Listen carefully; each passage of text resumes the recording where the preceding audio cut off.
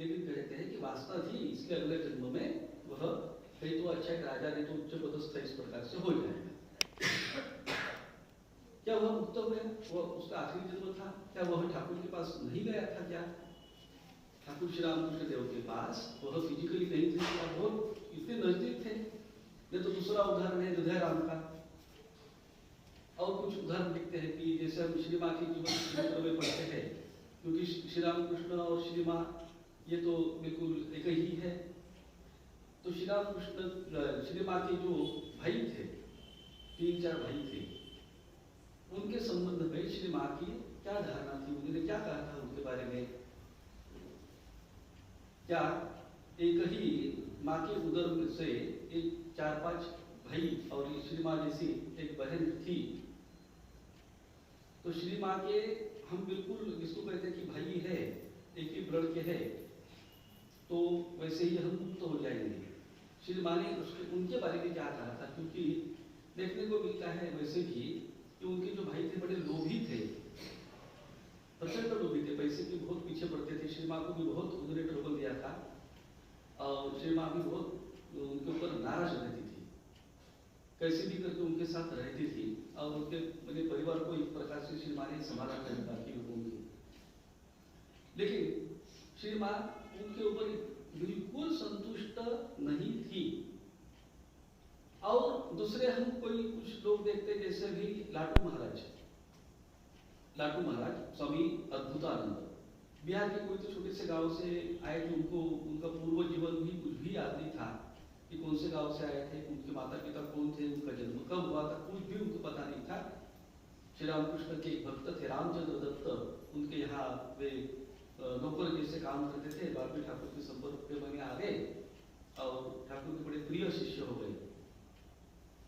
एक जिसको अनजान जिसको लड़का गांव का लड़का, और ठाकुर के पास ही वो रहते थे, श्री माँ की भी सेवा करते थे।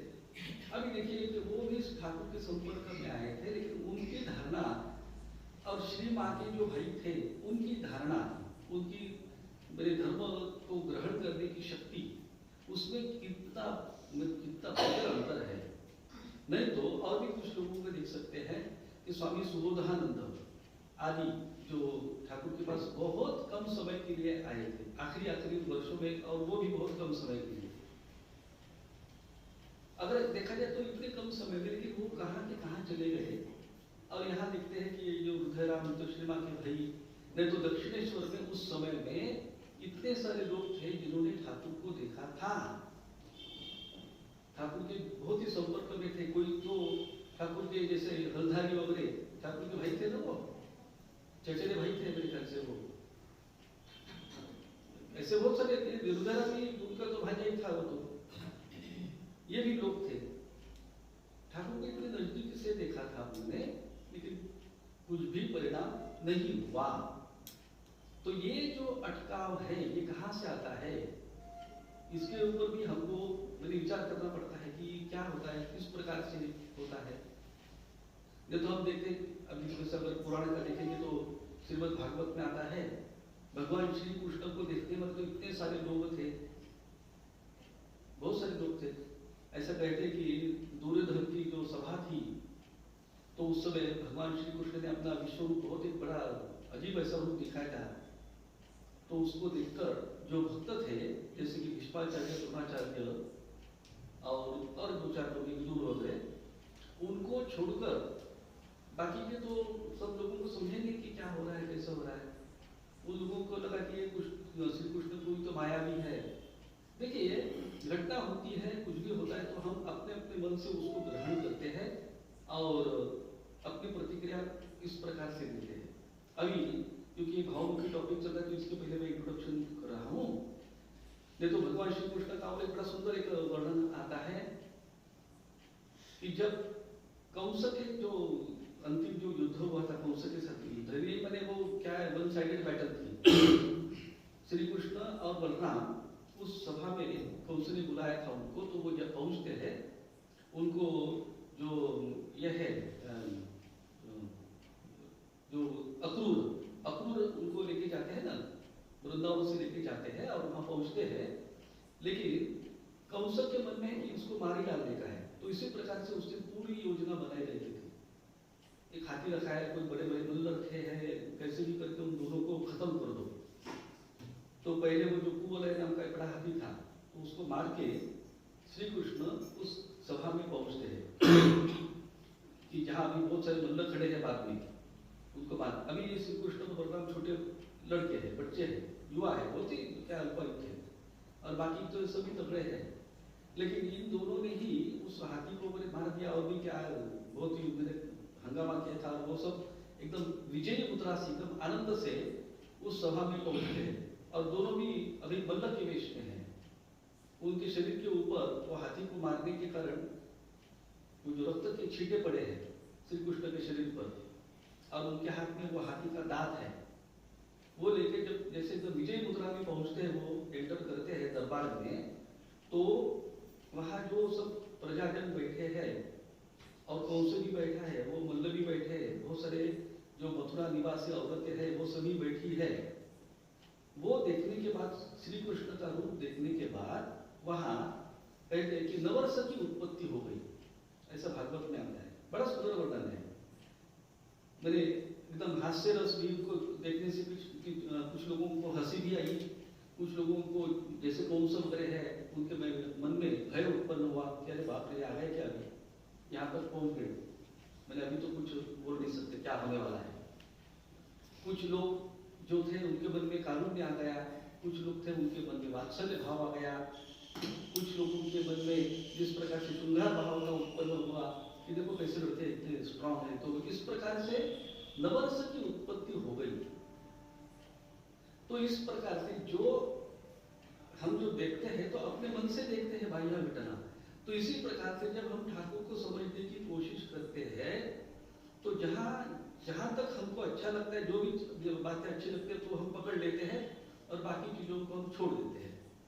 जैसा भी इस प्रकार से आप लोगों ने, मैक्सिमम लोगों ने श्री रामकृष्ण लीला प्रसंग पढ़ा होगा, चरित्र पढ़ा होगा, उसमें ये भाव ही श्री रामकृष्ण शब्द आता है, आपको तो अच्छी तरह से मालूम है। अब इस शब्द का अर्थ क्या, हम अपने अपने मन से लेते हैं जहां तक हमको संभव है, और जहां संभव नहीं हम उसको छोड़ देते हैं। अभी स्वयं ठाकुर कहते कि उनके जीवन में 3 बार इस प्रकार से आदेश उनको प्राप्त हो गया। श्री रामकृष्ण कहते हैं कि उनको 3 बार अलग अलग समय पे कि एक बार तो मैंने अशरीरी वाणी उनको सुनाई दी थी कि तुम भावमुख में रहो, अरे तुम भावमुख था।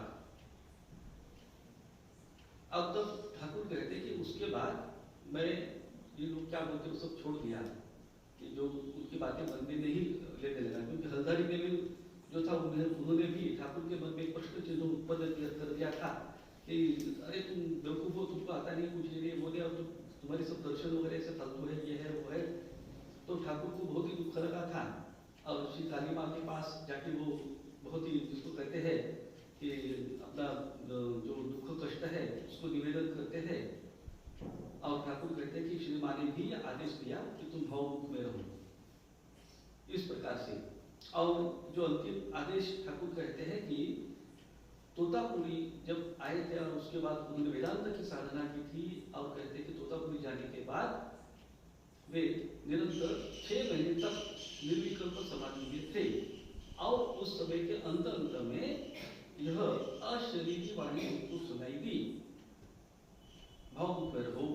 और उसके बाद वे इसको कहते हैं कि उस निर्विकल्प समाधि अवस्था से उनका उत्थान कर स्वयं का, वे जिस प्रकार से हम लोग रहते हैं उसी प्रकार रह रहे हैं, बातें कर रहे, इधर उधर जा रहे हैं, ऐसा दिखता है।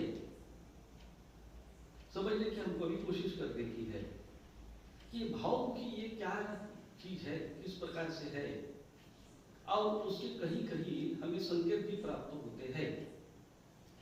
वचनामृत आप जब पढ़ते हैं तो देखते हैं कि काशीपुर में जब श्री रामकृष्ण थे उस समय नरेंद्र के साथ बातचीत चल रही थी, और ठाकुर ने उनको संकेत से, अपने उंगलियों के संकेत से ऐसा कुछ करके दिखाया, और ठाकुर ने उनको कहा थोड़े से कुछ शब्द और कुछ संकेत, और नरेंद्र को पूछा समझे, तो नरेंद्र कहते कि हाँ, क्या समझे बोलो। तो नरेंद्र कहते हैं कि जितने सारे सारे सृष्ट पदार्थ है वो सभी आप ही से निकले हैं। जो दिख रहा है ठाकुर बोलते हैं ऐसा इस प्रकार, बोले जो दिख रहा है सब उससे। ठाकुर सुनकर प्रसन्न होते हैं, ठीक, बहुत अच्छे, ठीक समझा तुमने। तब हम ये जो गीता की वाणी है उसको भी उसके साथ को रिलेट कर सकते हैं, भाव के साथ भी को रिलेट कर सकते हैं कि नरेंद्र समझ गए थे और ठाकुर बड़े प्रसन्न हो गए थे।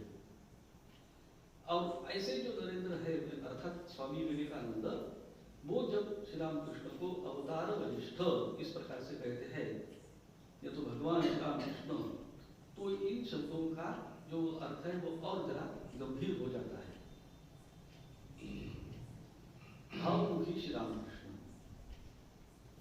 भाव या अर्थ म्हणजे ये जैव सात्विका भावा राजसा तामसाश्च ये मत्त एव तान विद्धि न तो अहम तेषु ते मनु। ये जितने सारे तुमको भाव दिख रहे हैं, भाव माने भव भू भव भाव, भाव माने अपने मन की भाव भावना नहीं, यहाँ भाव का अर्थ रहता है कि पदार्थ, जो भी सारे पदार्थ है सृष्ट पदार्थ है, सात्विक राजसिक अथवा तामसिक अथवा इनसे जो एक दूसरे के साथ मिलित होकर जो कुछ हम देखते हैं ये सभी भाव हो गए। और इनका जो सोर्स मुख, जैसे नदी रहती है और नदी का एक मुख रहता है कि जहां से नदी प्रवाहित होती है, जैसे गंगा जी है तो गंगा जी का गोमुख इस प्रकार कहते हैं। गंगोत्री में गंगा का आरंभ नहीं होता है, तो गंगोत्री से भी पीछे जो और क्या 15-16 किलोमीटर दूर तो वहां गोमुख है, तो वहां से वो नदी निकलती है। मेरे ख्याल से यहाँ गोंदिया में भी एक जगह से कोई तो नदी निकलती है, ये तो जैसे मुल्ताई बोलते हैं तो वहां तो ये जो तापी है, तापी नदी का उद्गम स्थान वहां से है। तो इस प्रकार से यहाँ से चालू होता है तो उसको मुख कहते हैं। तो भाव मुख माने जहां से सभी भावों की उत्पत्ति हो रही है, होती रहती है, तो वह अवस्था, तो वह अभी शब्द यूज करना पड़ रहा है इसलिए अवस्था, इसी प्रकार से कुछ बोलना पड़ेगा। तो यह अवस्था माने ही ईश्वर अवस्था, ईश्वर अवस्था में तुम रहो। अशरीरी वाणी, देखिए यह अशरीरी वाणी बहुत ही क्या बोलते सूक्ष्म बात है। यह बात बड़ी सूक्ष्म है कि किसको सुनाई दी थी वाणी और किसने कहा था और किसने सुना था। क्या शब्द और जो सुनने वाले उस समय अलग थे क्या? जो बोलने वाले हैं, जो किसने बोला था ठाकुर ने किसी का भी नाम लिया नहीं। अशरीरी वाणी, मैं जब बोलता हूँ तो ये शरीर है, मैं बोल रहा हूँ, आप सुन रहे थे। समझो मोबाइल से हम सुनते हैं तो हमको बताए कि वो आदमी इधर से कर रहा है। जैसे समझो अभी कोई तो गाना, बहुत पुराना गाना है, बहुत पुराना गाना है, अभी उसमें से जो गाने बजाने वाले गाने वाले भी कोई भी जीवंत नहीं है, लेकिन हमको मालूम है कि सबको बनाने वाले कोई तो मनुष्य थे उस समय 40, 50, 60, 70 वर्ष पूर्व। उन्होंने उस समय रिकॉर्ड किया था कहीं स्टूडियो में, तो उसी का जो क्या बोलते रिपीट करते करते करते इस प्रकार से हमारे पास अभी हमको सुनने को मिल रहा है। लेकिन ये अशरीरी वाणी माने क्या? कोई शरीर तो नहीं है, किसी ने तो बोला नहीं, शब्द नहीं है, शब्द है लेकिन जो बोलने वाली व्यक्ति कौन है वहां, और किसने बोला था, किसको बोला था? ठाकुर को। ठाकुर उस समय कौन सी अवस्था में थे? ठाकुर कहते कि निर्विकल्प अवस्था में। तो निर्विकल्प अवस्था में इस प्रकार से कैसे हो सकता है? क्योंकि उस समय तो एकत्व ही है, उसमें द्वैत नाम की कोई चीज है ही नहीं कि सुनने वाला, सुनाने वाला और शब्द, ये जो तीन चीजें रहती वो तो है ही नहीं कि जैसे आप बैठे हैं, मैं बोल रहा हूँ, ये शब्द रहते हैं, वाइब्रेशन हो रहे हैं, आपके कान में जा रहे हैं, इस प्रकार से था ही नहीं। तो ये जो वाणी है अशरीरी वाणी कहे हम, ठाकुर के शब्द जो है इस प्रकार से, तो वह जो वाणी के उच्चार थे वो जो अशरीरी माने कोई है ही नहीं, अर्थात श्री रामकृष्ण देव के स्वयं के ही अगर मन कहेंगे तो, क्योंकि उस समय मन भी नहीं रहता है, मन भी बहुत ही विचित्र अवस्था है, तो वह जो परमात्मा तत्व में ही इसी प्रकार से यह एक वाइब्रेशन उड़ गया। कैसे? तो अपनी माया शक्ति के कारण, सो माया, अपनी माया शक्ति के कारण ही वहां यह एक इस प्रकार से एक वाइब्रेशन जैसा उठ गया, और उस वाइब्रेशन को पकड़ के उसका आधार करके ही श्री रामकृष्ण कहते हैं कि यह जो वाइब्रेशन इस प्रकार से था। मैंने ये बड़े क्या बोलते संकेत से ही हमको समझना चाहिए कि तुम इस अवस्था में अब रहो। कौन सी अवस्था? तो भावमुखी। तो पहले कौन सी अवस्था में थे? क्या ऐसे अवस्था अलग अलग है क्या? कि अभी वो भावमुखी, बाद में थोड़े समय के लिए भावमुखी आते, बाद में शरीर में आते हैं, इस प्रकार से होते, यह होता है क्या? क्या ठाकुर निर्विकल्प समाधि छोड़ के चले गए तो समाधि नाम की कोई तो अवस्था है? जैसे मैं अभी बैठा हूँ, थोड़े समय के बाद मैं चलूंगा, थोड़े समय के बाद मैं सो जाऊंगा, थोड़े समय के बाद नींद में कुछ सपना दिखूंगा, तो मैं सप्तावस्था में था, मैं एकदम गहरी निद्रा में था, अभी मैं जागृत अवस्था में हूँ, अभी मैं बैठा हूँ, उसके बाद मैं चल रहा हूँ। तो इस प्रकार से ये निर्विकल्प जब ठाकुर कहते हैं कि उस अवस्था में, तो अभी शब्द देखिए कि हमारे पास दूसरे कोई शब्द नहीं है, इसलिए दुर्दैव से इसको अवस्था इस प्रकार से हमको इसका नाम उल्लेख करना पड़ रहा है, क्योंकि अवस्था नाम की कोई तो चीज है ही नहीं। वो तो श्री रामकृष्ण अपने स्वरूप में ही अवस्थित है। और ईश्वर अवस्था माने जहां से सभी कुछ सृष्ट पदार्थ निकलते हैं, तो निकलते हैं तो क्या निकलते हैं, कैसे निकलते हैं? जैसे नदी, जैसे मैंने कहा कि भावमुख एक तो शब्दों तो हमको समझ में आया, उसमें से सब जिस प्रकार से नदी निकलती है, तो भावमुख अवस्था से ये सब कुछ भावमुख अवस्था में सभी भाव निकले हुए सूक्ष्म पदार्थ हो रहे हैं। इसमें मैं भी हूँ, आप भी हैं, जो भी कुछ दिख रहा है सब सृष्टि का प्रवाह हम दिखते हैं। तो जब ठाकुर को कहा गया इस प्रकार से अशरीरी वाणी जब श्री रामकृष्ण ने सुनी, तो उस समय अथवा उसके बाद ठाकुर भावमुख अवस्था में आए और उसके बाद ये सब सृष्टि प्रवाह चालू हो गया। यह ठाकुर को कहने का है कि क्या कहने का है? क्योंकि दूसरी और एक बात है, पहले इसको समझ लेंगे कि ये सब सृष्ट पदार्थ निकल रहे हैं, तो ये सृष्ट पदार्थ कहाँ रहते हैं? छोड़ दिए, बाद में हमको बोलूंगा ऐसा है क्या? तो इसका मतलब एकदम क्लियर कट, इसके लिए हमको थोड़ा सा शास्त्र का आधार लेना पड़ेगा कि जैसे इसके लिए फिर से हम पर्दे का उदाहरण ले सकते हैं, क्योंकि भगवान क्या कहते हैं, उसी जो श्लोक हमने कहा, ये जैव सात्विका भावा राजसा तामसाष्टये, ये भी सिंपल है इसका अर्थ। जब जो भी कोई राजस तामस और सात्व भाव है, मत्ते थी, मुझसे ही वे उत्पन्न हुए हैं ऐसा तू जान, न तो अहम तेषु, किंतु मैं उनमें नहीं और वो भी मुझ में नहीं। न तो अहम तेषु ते मयि, वो भी मुझ में नहीं और मैं भी उनमें नहीं, लेकिन मेरे से उत्पत्ति होती है। अब ये कैसे हो सकता है? तो भगवान को क्या कहने का है यहाँ? भगवान को जो क्या कहने का है, तो बस यहाँ तक हम समझ जाते हैं और अर्थ तो समझ गए, लेकिन मैं वो भी मुझ में नहीं, लेकिन मुझसे उत्पन्न हुए हैं। तो जो उत्पत्त पदार्थ है उनको अपना एक स्वतंत्र अस्तित्व है क्या? जैसे कि मैं यहाँ बैठा हूँ और ये मोबाइल है, मुझे भी अस्तित्व है, इसको भी अस्तित्व है। मैं यहाँ से चला जाऊंगा तो भी मोबाइल रहेगा, तो मैं ढूंढते ढूंढते आऊंगा, उसको पकड़ के लेके जाऊंगा, बरोबर है ना? आप भी है, आप सबको, ये जो मैं देख रहा हूँ आप भी मुझको देख रहे हैं, आप सबको, और यहाँ जो इस कमरे में जितने सारे वस्तु हैं उनको अपना अपना एक स्वतंत्र अस्तित्व हमेशा रहता ही है, ऐसा हम मानते हैं। इसी प्रकार से इस धारणा से तो हमारे सब व्यवहार चलते हैं ना, कि कल भी थे, आज भी है और कल भी रहेंगे।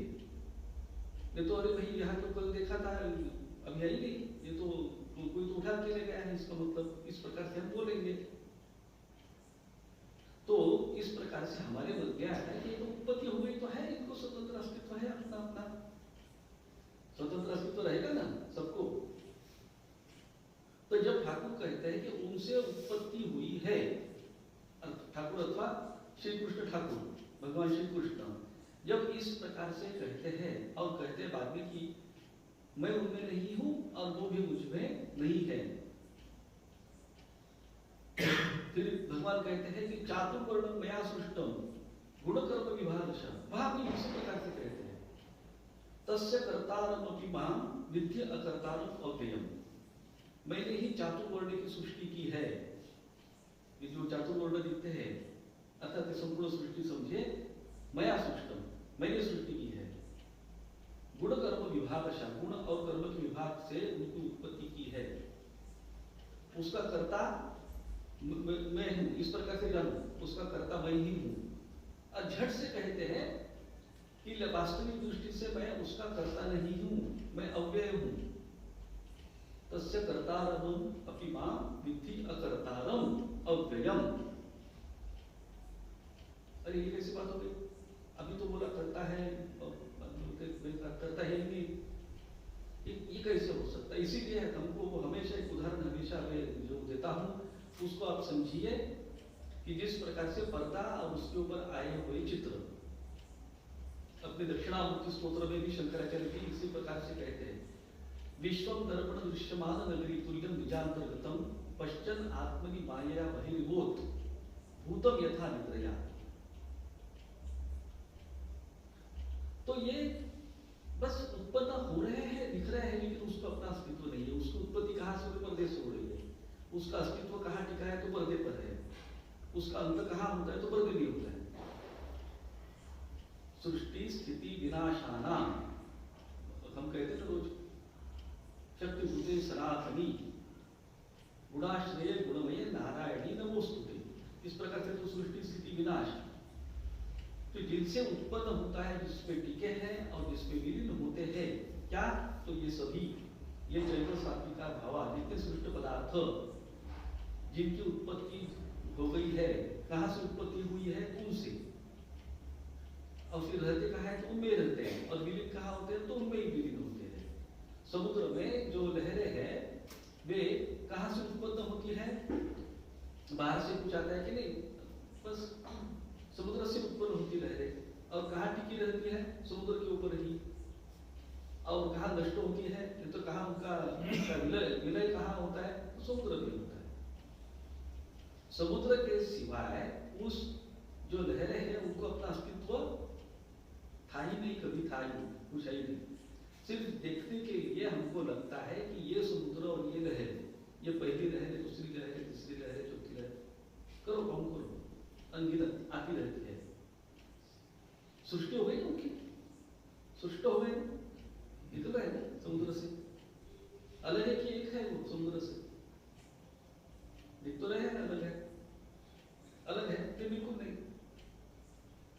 समुद्र से ही निकले हैं, समुद्र में रहते हैं, समुद्र में लय हो जाती है ये चीज। जब संपूर्ण समुद्र उस लहर में जाके बैठा है क्या? तो वैसा भी नहीं है, भी और नहीं भी। बस यही बात भगवान समझा रहे हैं कि जो पानी है वो तो सदैव पानी रहेगा, लेकिन जब समुद्र शांत रहता है, थोड़ा सा नीचे अगर हम जाएंगे तो वहां तो कुछ लहरें वहरें का नाम ही नहीं रहता, बस पानी ही पानी, अथांग पानी, शांत पानी। समुद्र के नीचे अगर जाएंगे तो वहां कहाँ लहरें वहरें कुछ रहते, कुछ नहीं रहता वहां। तो थोड़ा सा ऊपर हम सतह पर आते हैं तो वहां से लहरें चालू होती है, दिखते हैं लहरें। हाँ, समझो कोई मनुष्य वो पानी में तैर रहा है और तैरते तैरते दिख रहा है बहुत सारी लहरें हैं, और अचानक उसने पानी के अंदर डुबकी मार दी तो दिखता है इधर तो कुछ नहीं, लहरें वगैरह पानी की लहरें रहते क्या उधर कुछ नहीं रहता। अभी इसी प्रकार से समझने की कोशिश कीजिए कि ईश्वर अवस्था यह उस परमात्मा तत्व से बिल्कुल अभिन्न है, अलग नहीं है, लेकिन इस सृष्टि स्थिति लय का जहां से खेल आरंभ हो रहा है वह तत्व जिसके ऊपर हो रहा है यह सब खेल, वह जिसमें ये सब क्या बोलते हैं, ये लहरों का खेल नष्ट होता है, शांत होता है, वह ये खेल करने वाला जो है वो समुद्र ही है।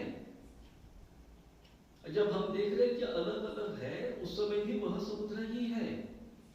अभी ऐसी स्थिति में अगर हम सोचेंगे कि ये सब सृष्ट पदार्थ जिसमें आप, मैं और सभी कुछ आते, जड़ और चेतन जो भी कुछ है, सभी वस्तुएं, ये इनकी तो सृष्टि हो गई है। तो कहां से सृष्टि हो गई है? उधर से। वो फिर अब हम कहाँ है? अब भी हम उसमें ही है। और हम जब नष्ट हो, हम बने शरीर नहीं बोल रहा हूं मैं, हम बने, हम जो स्वयं को समझते हैं कि मैं जीव हूं, शरीर मन बुद्धि वाला हूं, शरीर जाएगा तो भी मैं रहता हूं, ऐसा जो मैं है वो मैं कहाँ जाऊंगा बाद में, कहाँ मेरा लय होना चाहिए? तो उसी में अहंकार के कारण सिर्फ दिखता है कि हमको मैं अलग और ये अलग, बस अहंकार की जो छोटी सी लाइन है। तो हमको वास्तविक दृष्टि से जो शांति चाहिए, जो आनंद चाहिए, जो हमको हमारा परमानेंट अस्तित्व चाहिए, वो कहाँ है? उधर ही, वही तत्व। और इसी बात को हमको श्री रामकृष्ण की इस भावमुखी अवस्था से हम समझ सकते हैं। दूसरी और एक बात, इसलिए मैंने कहा कि जो लिनियर जिस प्रकार से समझते थे ठाकुर उस समय थे, और क्या बोलते 1870 में वगैरह भावमुखी अवस्था में थे, तो भावमुखी अवस्था में उनकी नई कुछ चीज चालू हो गई क्या? नहीं, वैसी भी नहीं। ठाकुर ने लीला में सिर्फ इस प्रकार से दिखाया, जैसे हम समझने से मैंने कहा कि हम लिनियर इस प्रकार से थिंकिंग करते हैं अपने मन से, कि जिस प्रकार से मेरा जन्म हुआ उसी प्रकार से ठाकुर का जन्म हुआ, जिस प्रकार से मुझे जो क्या बोलते हैं हाथ पैर वगैरह सब सिर वगैरह है, उसी प्रकार से ठाकुर को वही है। जिस प्रकार से मुझमें शरीर में जिस अवयव है, वैसे ठाकुर के शरीर में भी अवयव है ना। और एकदम वैसे दिखते, ठाकुर को भी भूख लगती है, प्यास लगती है, तो मुझको भी लगती है। इसका मतलब है कि he is a totally man like us, बिल्कुल हमारे जैसे मनुष्य है।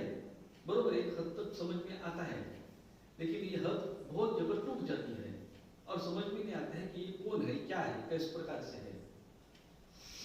ठाकुर के जन्म से ही अगर हम देखेंगे कि वो साधारण मनुष्य है ही नहीं, साधारण प्रकार से उनका ना जन्म हुआ ना कुछ भी, उसमें जो घटना दिखती है वो समझ सकते हैं हम कि अचानक बीच में इसी प्रकार से कुछ तरह ये कैसा ऐसा कैसा हुआ। अभी जन्म के समय के बारे में भी हम देखते हैं, उनके पिताजी कहाँ थे, उनके माताजी कहाँ है, और उनके माताजी को गर्भधारणा हो गई और एक जो पुत्र का भी जन्म हो गया, और बाद में भी उनकी माँ को इस प्रकार से दिखता है एक्चुअली कि कुछ अलग ही है सब। ये छोटा सा बालक है, मुंह समाधि में उसी समय से जा रहे हैं। उसके बाद भी हम देखते हैं कि दक्षिणेश्वर में भी कई बार वो समाधि में, बचा में तो हम पढ़ते हैं कि कई बार वो समाधि में मग्न है। एक बार तो डॉक्टर लोगों ने चेक भी करवाए थे, समाधि में थे और भक्त लोग तो बड़े नाराज हो गए थे, लेकिन डॉक्टर ने आके सब वो स्टेथोस्कोप लगाओ, जो भी कुछ है आके देखो, ये देखो, मृत शरीर पर कुछ क्या बोलते हैं जीवंत जागृत कुछ लक्षण ही नहीं मिल रहे हैं। आंखों में किसी ने तो डॉक्टर ने उंगली भी डाली थी कि आंख अभी तो मिटती है क्या, नहीं कुछ नहीं, श्वास बंद, हार्ट बीट बंद, मेडिकली डेड, हार्ट बीट नहीं चल रहे हैं बहुत समय से, हार्ट बंद हो चुका है, श्वास नहीं हो रहा है। उसको क्या बोलते हैं वो, नहीं ब्रेन डेड होने का है। तो ब्रेन डेड हो रहा है तो कितने समय लगता है ब्रेन डेड होने के लिए? श्वास अगर ऑक्सीजन ही नहीं पहुंचा तो ब्रेन डेड होने में कितना समय लगता है? समझने की बात है ना। फिर भी है वह, उसमें से बाहर आते हैं, फिर से बातें कर रहे हैं, वास्तविक निर्विकल्प समाधि से बाहर आए, यही तो बड़ा एक आश्चर्य। बाहर आए में उत्थान इस प्रकार से, यही तो एक मैंने क्या बोलते बड़ा एक महद आश्चर्य। तो ऐसे जो ठाकुर है वो पहले भावमुख में नहीं थे, क्या नहीं, पहले भी भावमुख में थे, वही है, भावमुख में भी है, और वही ठाकुर जिसको कहते हैं कि अंतिम तत्व भी वही है, वही है। वो थे नहीं बोल रहा हूं मैं, वही अभी भी वही तत्व है। अब नहीं है, उस समय ठाकुर थे अब ठाकुर नहीं है। क्या ठाकुर की लीला उनके जन्म के पूर्व चल रही थी कि नहीं चल रही थी ना? ठाकुर जब शरीर में थे तब उनकी लीला चल रही थी कि नहीं चल रही थी। अब ठाकुर ने भी शरीर त्याग कर दिया तो लीला खत्म हो गई क्या? नहीं। लीला शब्द का अर्थ क्या होता है? लीला तो शब्द हम बहुत बार इसका उपयोग करते हैं, क्योंकि देखिए ये सभी हम लीला प्रसंग के अंतर्गत है। ये भावमुखी अब तुम हो जाओ, अब हो जाओ मैंने इस प्रकार से नहीं सोचा, भावमुखी था तुम भावमुखी में रहो, बस इस प्रकार से ठाकुर ने कहा है। तो इसका मतलब है कि वही एकमात्र परमात्मा तत्व है और वही भावमुख में है, और ये जो सब सृष्ट पदार्थ दिख रहे हैं उसमें जो हम भी है आप भी सभी कुछ है, तो उनसे उत्पत्ति हुए, उनमें ही रहते हैं और उनमें ही हमारा क्या बोलते हैं कि लय है। तो फिर यह ऐसी बात है तो हमको अपना स्वतंत्र अस्तित्व नहीं है। इसका मतलब है हमको हमारा स्वतंत्र अस्तित्व, हम चाहे कितने भी बड़े बड़े क्लेम करें, लेकिन हमको हमारा स्वयं का अस्तित्व था ही नहीं, अभी भी नहीं है और कभी भी नहीं है। स्वतंत्र अस्तित्व कि जैसे मैं आज समझता हूं कि मैं अमुक अमुक अमुक या ये अलग अलग इस प्रकार से है ही नहीं। हम सदैव उसी तत्व में है, और यही बात हमको बार बार ठाकुर समझा रहे हैं। और इसको ठाकुर कहते हैं कि जो यहाँ आया उसका अंतिम जन्म, बराबर अंतिम जन्म ही होगा उसका, तो वह मुक्त ही है। अंतिम जन्म का मतलब है मुक्त हो गया, वो मुक्त हो गया अपने क्या हो गया, कुछ तो नया हो गया क्या? नहीं, वो उसी तत्व है, समझ गया उसको कि मैं वही हूं। और यही है असल में भक्ति, यही हो गई असल में भक्ति कि भक्तों को जैसा उसका जो प्रेम रहता है अपने इष्ट के ऊपर, अपने प्रियतम के ऊपर, तो उसमें पूर्णतया विलीन होना, यही उसका उद्दिष्ट रहता है ना, कि और दूसरा कुछ उद्दिष्ट रहता है? जो अपना प्रियतम है, इष्ट है, जिसका वह ध्यान अपने हृदय में करता है, हृदय में करता है, बात भी नहीं। आप देखेंगे कि वैसे तो हमको पता ही है कि जब हम मूर्ति को देखते हैं तो कोई फोटो को देखते हैं, प्रतिमा देखते हैं और बाद में आंखें मूंद लेते हैं और यहाँ चिंतन करते हैं, यहाँ है वह। और इस कारण ये जो ठाकुर का जो मंत्र है, ठाकुर ने जो बड़ा गंभीर मंत्र दिया है, नाहम नाहम तुम, तो बड़ा एकदम सिंपल शब्द में 2 शब्द में दिया है, नाहम नाहम तुम, मैं नहीं आप ही। तो देखिए इसका अर्थ कितना गंभीर हो जाता है। और भावमुखी रहकर ठाकुर ने ही बात की, इसके इसी का प्रगटीकरण उन्होंने कई बार पहले तो शायद एक बार बोला था मैंने, आपको याद होगा कि गले का कैंसर हुआ था, उस समय शशधर तर्क चुड़ामणि आते हैं, ठाकुर को कुछ कहते कि आप इतने बड़े योगी हैं, आप तो अच्छे वैसे ही हो जाएंगे। ठाकुर कहते कि अरे तुम कैसी बात करते हो, ये ऐसा जो शरीर है रक्त मांस को, उसके ऊपर कैसे मन को लगाओ? जो मन एक बार भगवान को दे दिया है उसको कैसे लगाओ? कैसी बातें कर रहे हो तुम? शशधर तर्क चुड़ामणि को भी ये बात ठाकुर की समझ में आती है, वो चुपचाप हो जाते हैं। और बाद में ठाकुर के जो शिष्य, युवा शिष्य वहां पहुंचते हैं, आते हैं उस कमरे में, और ठाकुर को कहते हैं, उन्होंने तो बात सुनी है, और कहते हैं आप हमारे लिए, आपके लिए नहीं, हमारे लिए आप अच्छे हो जाइए, शरीर ठीक कर दीजिए आपका। ठाकुर कहते कि नहीं मुझसे नहीं होता है वगैरह, और बाद में कहते कि ठीक है माँ को बोलता हूँ, श्री माँ को कहता हूँ, इस प्रकार से श्री रामकृष्ण कहते हैं। अभी देखिए यहाँ भी समझने के लिए हमको एक पॉइंट हमेशा अपने मन में रखने का है कि यह सब ठाकुर की लीला चल रही है, और इसका भी अर्थ हम बाद में समझ में आता है ठाकुर के शब्दों से।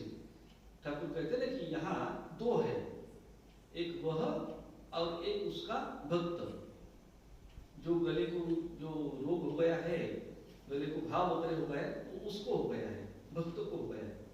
क्या बोले ठाकुर, यहाँ दो है, एक वह माने क्या बोलते ईश्वर अथवा परमात्मा तत्व अथवा जगन माता, और दूसरा उसका भक्त। वो जो जगन माता है अथवा जो ईश्वर है वही अब इस अवतार में भक्त के रूप में हमारे सामने आए हैं, भक्त के रूप में हमारे सामने पेश हो रहे हैं।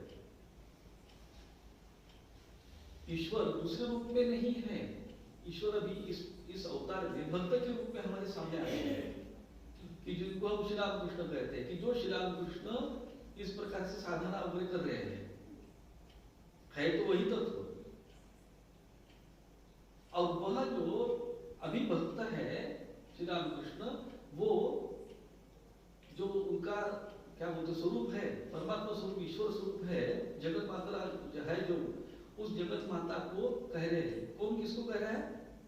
जगत माता ही जगत माता को कह रही है। जगत माता ही एक भक्त के रूप में अथवा बालक के रूप में है, वह बालक फिर से उस जगत माता को कहते हैं।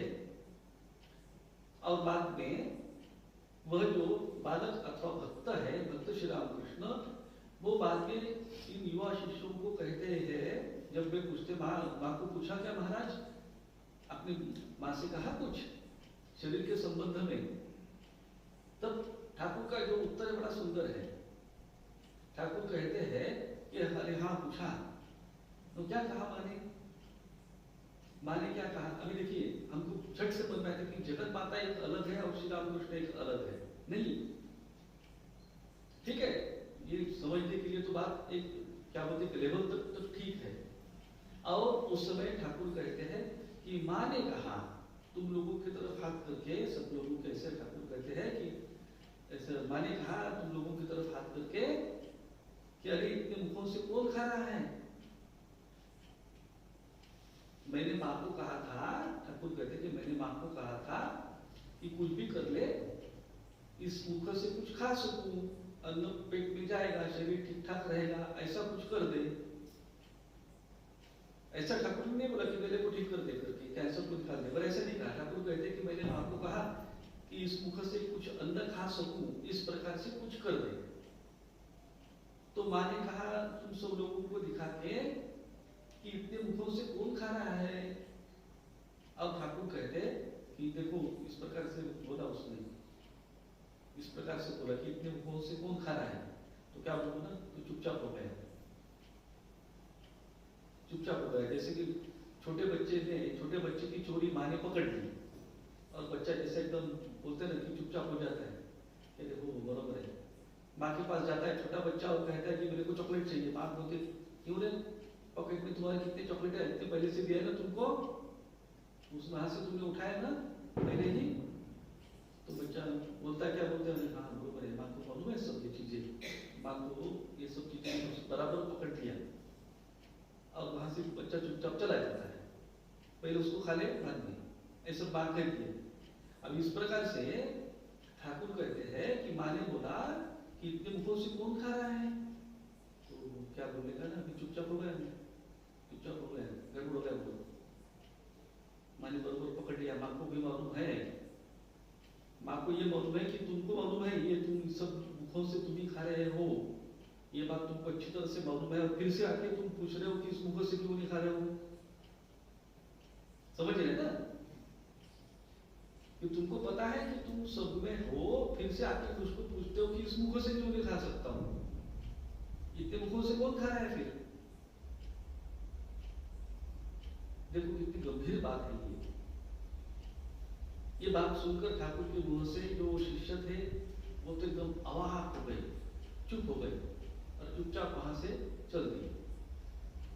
क्या बोलेगा वो? तो विचार मग्न हो गए सब। क्या विचार कि भाई हमको अपना स्वतंत्र अस्तित्व है ही नहीं। आप जब भोजन करते हैं तो कौन भोजन करता है? आप करते हैं क्या और कोई करता है? आप जब श्वास लेते हैं तब कौन श्वास लेता है? भोजन खाना ये तो एक क्या बोलते हैं उपलक्षणा है। सभी जो क्रिया हो रही है आपके द्वारा, कि जो क्रियाएं आपको लगते हैं कि आप कर रहे हैं, वो वास्तविक दृष्टि से, सही दृष्टि से, सत्य दृष्टि से कौन कर रहे हैं? वही है, उनको ही अस्तित्व है। तो आपका अस्तित्व है कहाँ अलग? इतना ही नहीं कि मुझे अलग अस्तित्व है, ये भावना भी उसी खेल का भाग है। हाँ, कि मैं अलग हूं, इस प्रकार से सोचो, इस प्रकार से आता है, ये भी उसी खेल का भाग है। और यही है श्री रामकृष्ण जी, समझिए कि भावमुख अवस्था को देखने का जो सही तरीका, कि वही सब कुछ है, हम उसी में है। कब? सब समय, और समय से भी ऊपर, समय से भी ऊपर वही एकमात्र तत्व है। इस बात को हम कब समझेंगे कि एकमात्र वही अस्तित्व है, मुझे मेरा अपना कुछ है ही नहीं, मुझे संपूर्ण रूप से उनमें विलय होने का है। सही अर्थ से मेरा सभी कुछ जो अस्तित्व है, वह जो भी कुछ है, मैं जो भी कुछ करता हूं, मेरा जो अस्तित्व है, मुझे स्वतंत्र मैं हूं, इस प्रकार की मेरी जो भावना है, ये सभी चीजें उसी में चल रही है, हम उसी में अवस्थित है। इस प्रकार से सदैव मैं बोल रहा हूं कि चाहे आप खा रहे, पी रहे, कि सो रहे, कि जो भी कुछ है, चाहे आपका शरीर में जन्म हो रहा है और आपका शरीर जा रहा है, उस समय में भी, शरीर छोड़ते समय में भी और जन्म लेते समय भी और उससे भी पहले, उसके बाद, तो हमें अपना स्वतंत्र अस्तित्व है ही नहीं, केवल और केवल वही अस्तित्व में है। और यही वेदांत की बात है। वेदांत भी कुछ दूसरा बात, फैंटास्टिक कुछ नहीं बोल रहा है, बस सिंपल बात यही है। और यही भक्ति की बात है। भगवान श्री कृष्ण जो उनकी लीला हो रही है, तो इसी प्रकार से है वो,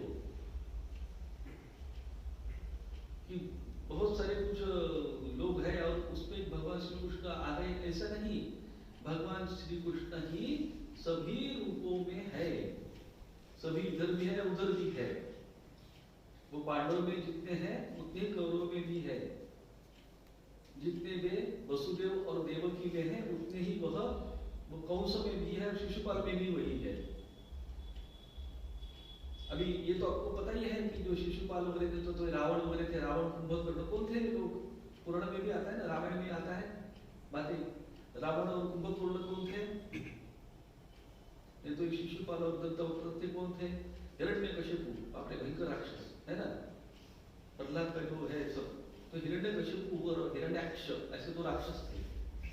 वराह अवतार ने वो हिरण्याक्ष राक्षस को मार दिया और हिरण्यकशिपु को मारने के लिए नरसिंह अवतार आ गए।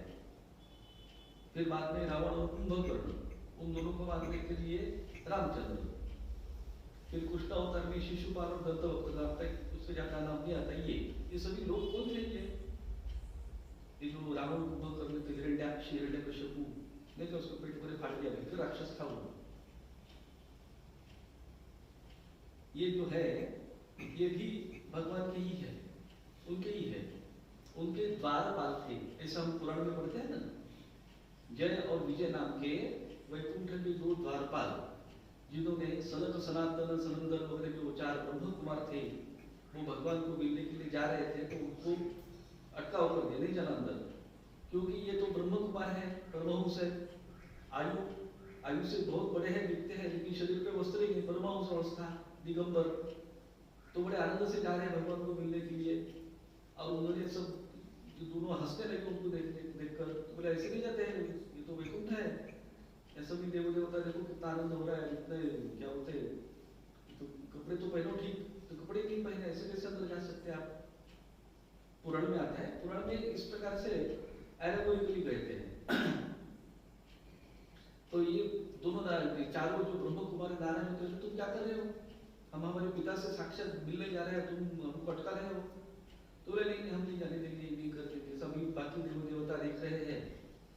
और ये दो चारों बहुत नाराज होते हैं और वो जो जय विजय को श्राप दे देते हैं कि तुम मूर्ख हो, तुम्हारी बुद्धि जड़ है, तुमको ठीक समझ में नहीं आ रही है, तुम इस वैकुंठ में रहने के लायक नहीं है। तुम भी वैकुंठ से तुम रहने लायक नहीं हो, जाओ तुम पृथ्वी पर जाओ, तुम 7 जन्म तुमको राक्षस का मिलेगा।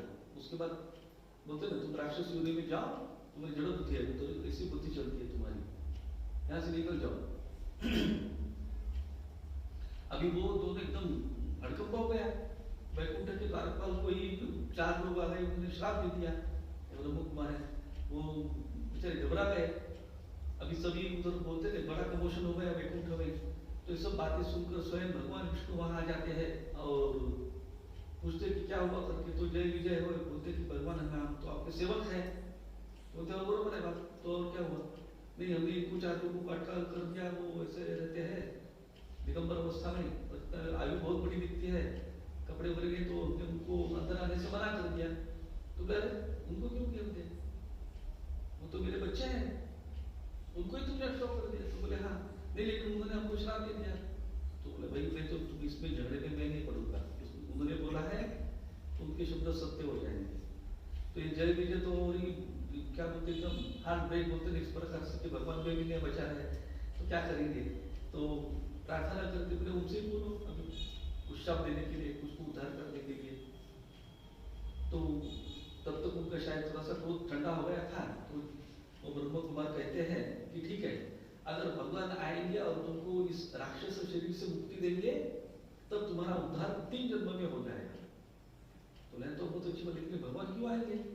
तो भगवान कहते कि ठीक है मुझे भी अवतार ग्रहण करने के मैं आ जाऊंगा, तुम जाओ, अभी तुमको कोई बचा नहीं सकेगा, तुमको राक्षस जन्म लेना ही पड़ेगा, जाओ क्योंकि तुमने मेरे बच्चों को अटकाव कर दिया है। तो मेरे लिए क्या बोलते सब है अपने अपने है ये ब्रह्म कुमार। और वो धड़ाम से बेचारे गिर गए पृथ्वी पर राक्षस होकर। तो पहला जन्म उनका हिरण्याक्ष हिरण्यकशिपु, 2 भाई। तो उनको मारने के लिए स्वयं भगवान आते हैं, पहले वराह अवतार में यज्ञ वराह इस प्रकार से कहते हैं, और मार दिया। वो राक्षसों ने भयंकर उत्पात मचा रखा था सृष्टि पर, पूरे स्वर्ग के जो देवो देवता है उनका भी राज्य हड़प लिया, इधर का भी, पाताल का भी, पृथ्वी का भी, और बड़े भयंकर उत्पात, इसको कहते हैं एकदम गुंड लोग, बदमाश इस प्रकार के। वो उनकी जो सब क्या बोलते हैं राक्षस सेना, असुर सेना। तो वहां भगवान स्वयं आते हैं, वराह रूप में आते हैं और राक्षसों को मार देते हैं, हिरण्यकशिपु को मार दिया। उसके बाद वामन अवतार में आते हैं, वामन नहीं नरसिंह अवतार में आते हैं, और उसमें जो हिरण्यकशिपु है उसका पेट भरे फाड़ देते हैं। लेकिन क्या हुआ उसका हिरण्यकशिपु का बाद में? कौन था वो? इतना दुष्ट था ना, दुष्ट था, इतना भयंकर दुष्ट, लेकिन था कौन वो भगवान का ही आदमी था। ये सब लीला चल रही थी, और जिनको भगवान की लीला चल रही है मालूम था, उनको ये सब हिरण्यकशिपु का तांडव भयंकर इस प्रकार से चल रहा है, उसका कुछ भी आश्चर्य भी नहीं लगा, और भगवान ने मार दिया उसका भी आश्चर्य नहीं लगा। वो थे ब्रह्म कुमार, सनक सनातन। और जो बाकी जो ऋषि मुनि थे उनको ये सब भगवान की जो लीला चल रही थी वो सब आनंद से देख रहे थे। और बाद में राम अवतार में कुंभकर्ण और रावण, वो थे रावण और कुंभकर्ण, वो उसकी आदमी है। लीला करने के लिए भगवान इस प्रकार से रूप धारण किया, और वो बेचारे अपने शाप को ग्रहण करके उनको वहां वो रोल करना पड़ा, रावण का और कुंभकर्ण का, क्योंकि उनको मारने के बाद उनका जो तेज था तो भगवान में ही आके समेट गया। उनके ही लोग थे वो, जय विजय कोई दूसरे लोग नहीं, उसी वैकुंठ के ही है, वही भगवान के एक समझे एक अंश है। वो वापस भगवान में चले गए। पहले भी थे जब रावण और कुंभकर्ण इस रूप में थे तो उस समय भी थे, और शरीर नष्ट होने के बाद फिर से थे। तो हुआ क्या? लीला देखने के लिए, अलग नहीं है कोई रावण वगैरह, बस दिखने के लिए है। ये रामचंद्र हमारे सामने आते हैं, हाँ रामचंद्र एक आदर्श, और ये रावण इतना बदमाश, इतना लोभी, और क्या क्या सब जितनी गालियां देने की है, हर समय उसको क्या बोलते हैं जलाते मिलाते बहुत कुछ करते हैं। अरे भाई लेकिन इधर से भी वही है, उधर से भी वही है। और यही बात हम कृष्णावतार में भी देखते हैं। शिशुपाल और दंतवक्त्र। और इतना ही नहीं, भगवान स्वयं दिखाते हैं कि वही सभी कुछ जो है वही सब कुछ अर्जुन ने देखा विश्व रूप दर्शन में। एक बार नहीं, 2-3 बार इस प्रकार से भगवान ने विश्व रूप अलग अलग प्रकार से दिखाया है कि जितने वो पांडवों में है उतने ही वह दुर्योधन आदि वो जो कौरव सेना वगैरह है वहां भी उतने ही रूप से है, यहाँ जितने हैं वहां भी उतने ही है। एक ही तत्व इस प्रकार से अलग अलग अलग जैसे हो गए, इस प्रकार से होकर उनकी एक ही की लीला चल रही है। फिर वो हम देखते हैं कि ब्रह्मदेव का भी जो भागवत में वर्णन आता है कि एक बार ब्रह्मदेव के मन में विचार आया।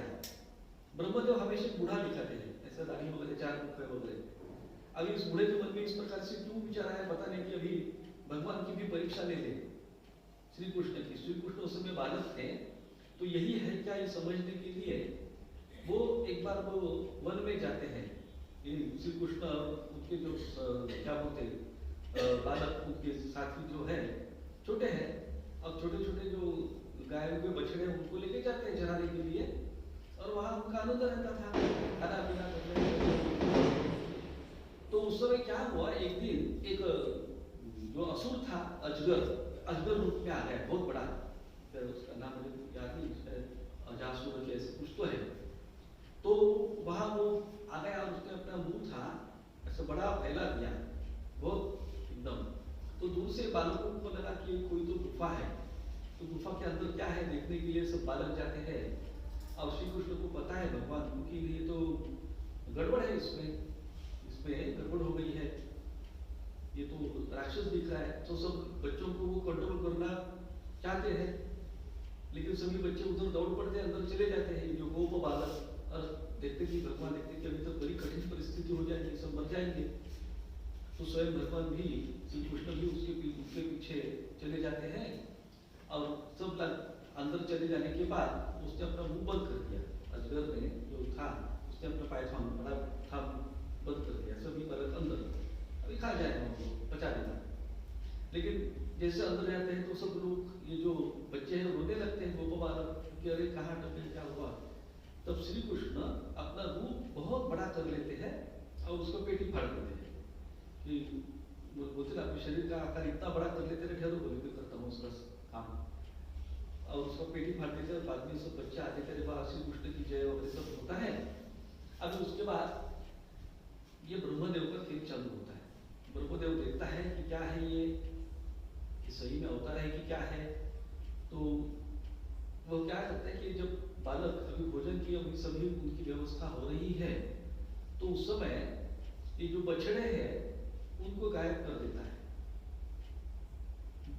बालक हैं वो बछड़ों को देखने के लिए जाते हैं, तो बालकों को भी उठा देता है। श्री कृष्ण को भगवान श्री कृष्ण जितने बालक हैं उनको समझ में आता है कि कोई तो गड़बड़ कर रहा है। बछड़े भी चले गए और बालक भी चले गए।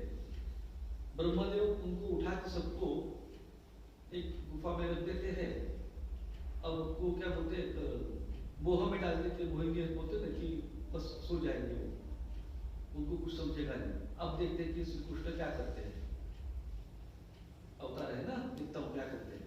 तो श्री कृष्ण उनको समझ में आता है कि ये ऐसा ब्रह्मदेव कुछ तो गड़बड़ कर रहा है, नाटक कर रहा है। उसको लगता है कि सभी सृष्टि पदार्थों को मैंने उसने निर्माण किया, ठीक है। भगवान श्री कृष्ण स्वयं ही वो सभी बछड़े और गाय क्या बोलते हैं वो जो बच्चे हैं बछड़े भी स्वयं हो जाते हैं, और जो गोप बालक है वो भी वे स्वयं ही हो जाते हैं, और उतने ही बालक उतने ही बछड़े फिर से आ गए। उतने ही बालक और उतने बछड़े फिर से उत्पन्न हो गए, दिख रहे। और बस फिर से उनकी लीला चालू, भोजन वगैरह सब करते हैं और वापस आते हैं अपने जो उनका जो घर रहता है वापस आते गोकुल में। फिर दूसरे दिन जाते हैं, फिर आते हैं। 1 साल तक वह लीला चली, 1 साल तक। और वहां वर्णन आता है कि उस समय ये जो उनकी माताएं थी उनको अपने बच्चों के ऊपर जरा ज्यादा ही प्रेम हो गया। कल भी प्रेम था, लेकिन आज पता ही नहीं बहुत ही अच्छे लग रहे हैं। जो बछड़े हैं उनको देखकर जो गाय है उनके भी मन में बहुत ज्यादा प्रेम हो गया, या बहुत ही ज्यादा उनको सहलाने लगी। 1 साल तक ये चल रहा है। 1 साल तक क्यों, उसका उत्तर बाद में मिलता है। अभी ब्रह्मदेव देख रहा है कि मैंने तो गुफा में बालकों को बंद करके रखा है, बछड़ों को भी बंद करके रखा है, और फिर देखता है कि इधर भी बछड़े दिख रहे हैं, इधर भी बालक दिख रहे हैं, क्या है, इधर भी दिखते हैं उधर भी दिखते हैं, डबल डबल कैसे हो गए, एक ही दिख रहे हैं बिल्कुल, ऐसे बालक इधर भी है, ऐसे बछड़े ऐसे बछड़े, तो मैंने किसको बंद कर दिया, मैंने किसको बंद कर दिया। देखता है, जाकर देखता है तो उसको समझ में आता है कि तो सभी श्री कृष्ण ही है, मैंने जिनको बंद कर दिया वो श्री कृष्ण ही है, सब कुछ श्री कृष्ण के सब अलग अलग रूप है। बाद में आंखें खोल के देखता है कि इधर कौन है, श्री कृष्ण के साथ खेलने वाले, तो वह भी सब कुछ श्री कृष्ण है, इधर भी वही है उधर भी वही है, तो डबल डबल क्या चल रहा है सब नाटक। सोचते सोचते उसकी मति, जिसको कहते हैं चक्कर खाने लगी, और उस समय वह भगवान को शरण में आता है कि आपकी क्या लीला चल रही, मेरे को कुछ भी समझ में नहीं आ रहा है, मेरे को लग रहा है कि मैंने बंद कर दिए, उधर देखता हूँ कि उधर वैसे की वैसे है, तो इधर भी एक सेट है उधर भी एक सेट है। अच्छा, तो गोप बालक नाम की कोई अलग चीज है कि नहीं, वो तो वो भी फिर आप ही है, इधर भी आप है और इधर भी आप ही दिख रहे हैं, समझ में नहीं आ रहा है क्या बात कर रही है। करते करते बेचारा ब्रह्मदेव तो बुढ़ा, उसका सिर खराब हो गया, समझ में नहीं आ रहा है क्या बात है। और उस अवस्था में उन्होंने भगवान की बड़ी सुंदर शब्दों में स्तुति की है, और वो जो बालक जिनको उसने बंद करके रखा था उनको छोड़ दिया, लाके फिर से वहां छोड़ दिया।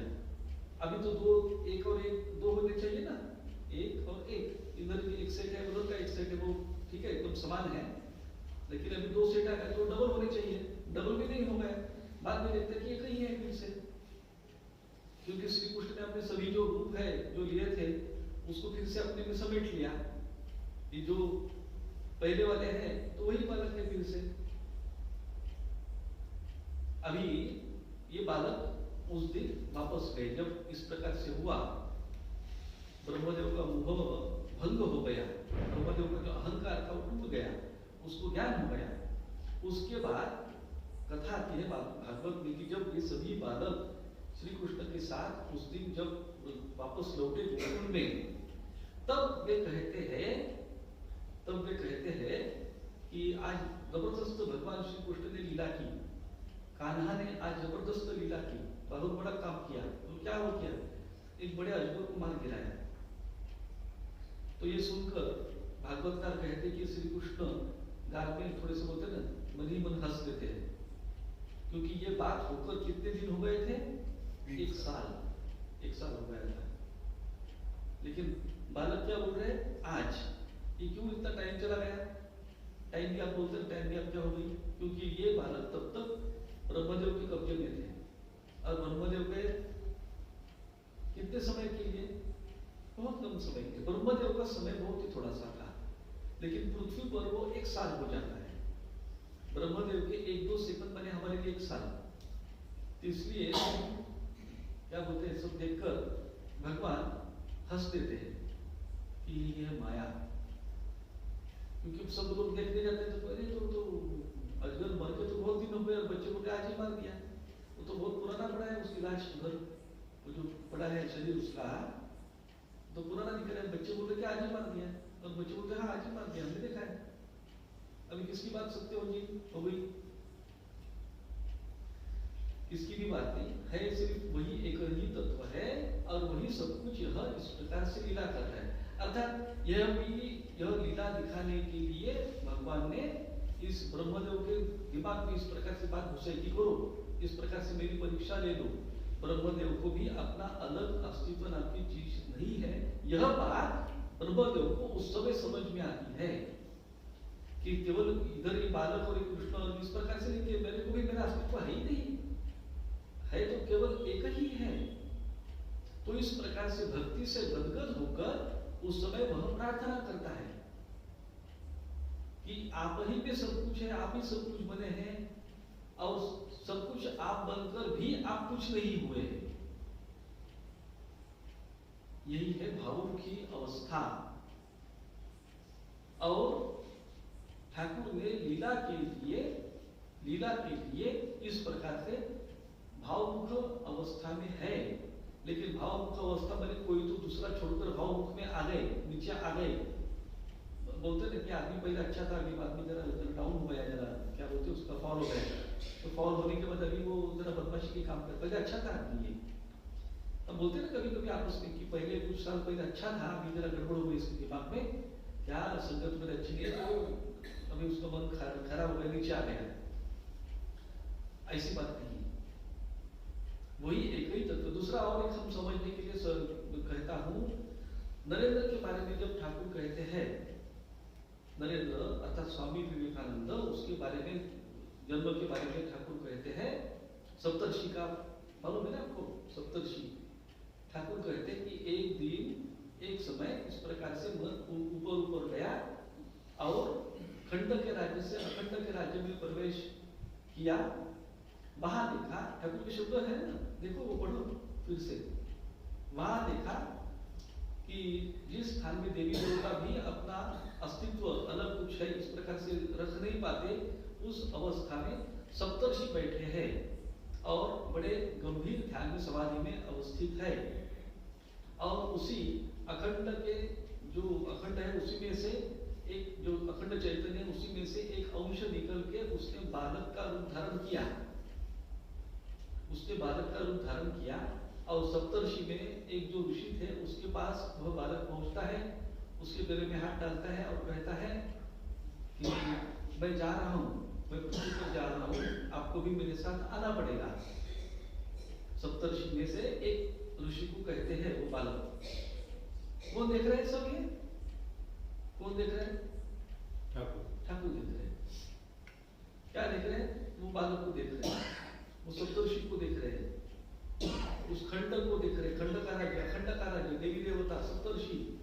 हाँ, और बालक के गले में जब हाथ डाल के कहता है, और बालक के स्पर्श से जैसे कि वो सप्तर्षि है, बहुत समय से, बहुत काल से जैसे उस बालक से परिचित है,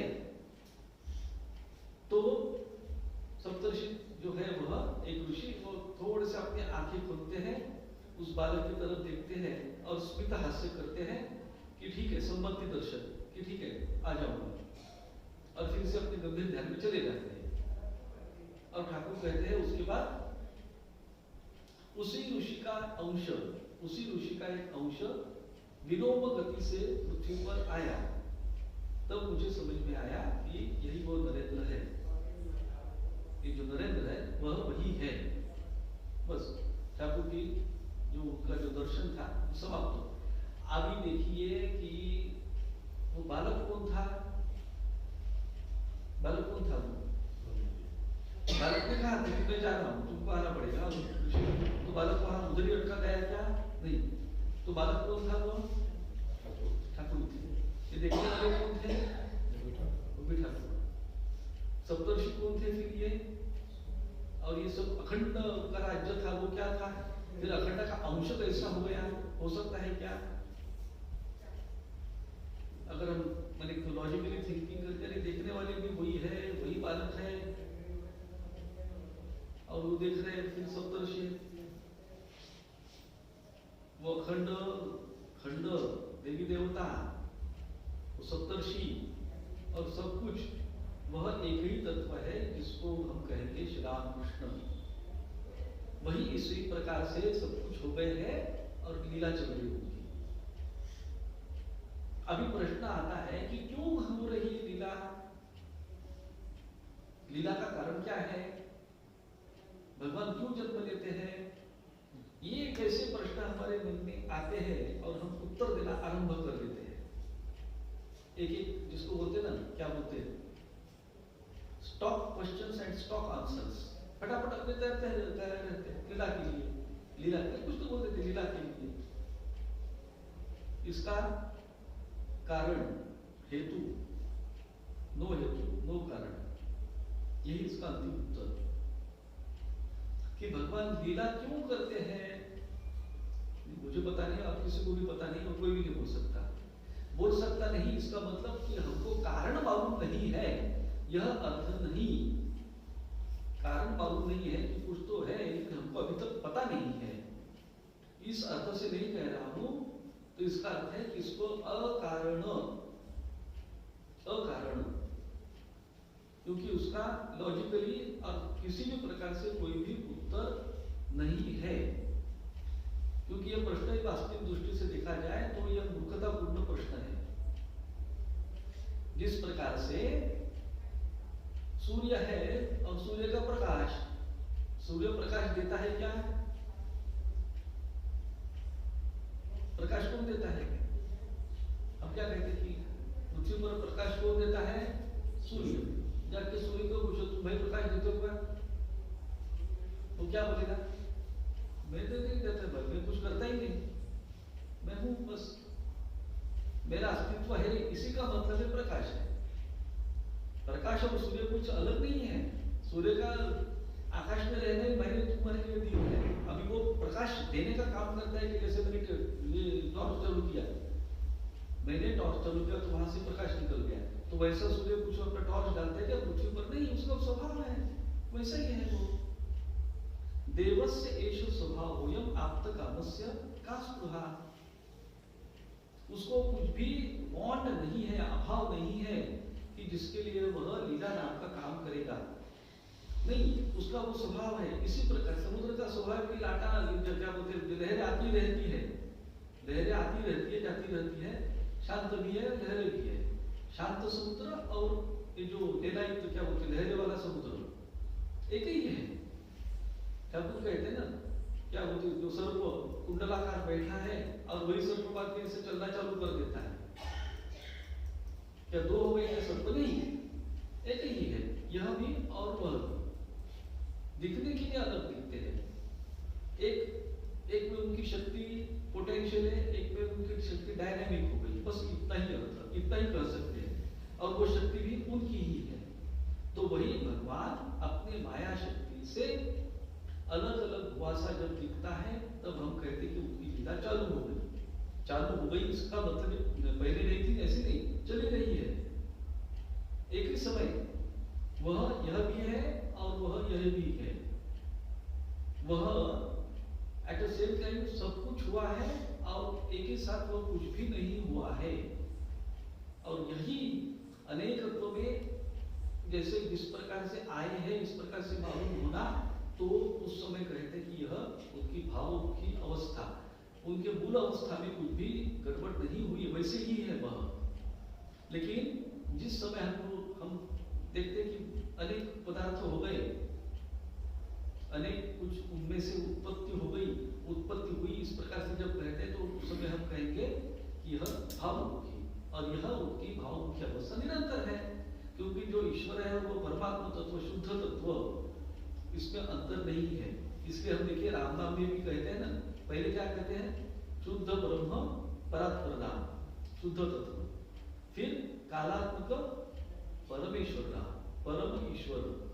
ईश्वर शब्द का ही अर्थ होता है कि भावमुखी। तो जो इधर है वही इधर है, दोनों में अंतर नहीं है। राम तो राम ही है, शुद्ध ब्रह्म भी वही है और परमेश्वर भी वही है। तो इस प्रकार से यह जो श्री राम कृष्ण की जो भावमुखी अवस्था में गूढ़ गहन, और जिसको कहते कि बड़े, जिसको कहते कि रसपूर्ण, इस प्रकार से जो लीला है उसको हम जितने समझने की कोशिश करेंगे उतना ही हमको हमारी भक्ति की दृष्टि से, अपनी साधना की दृष्टि से अत्यंत यह पोषक है। ओम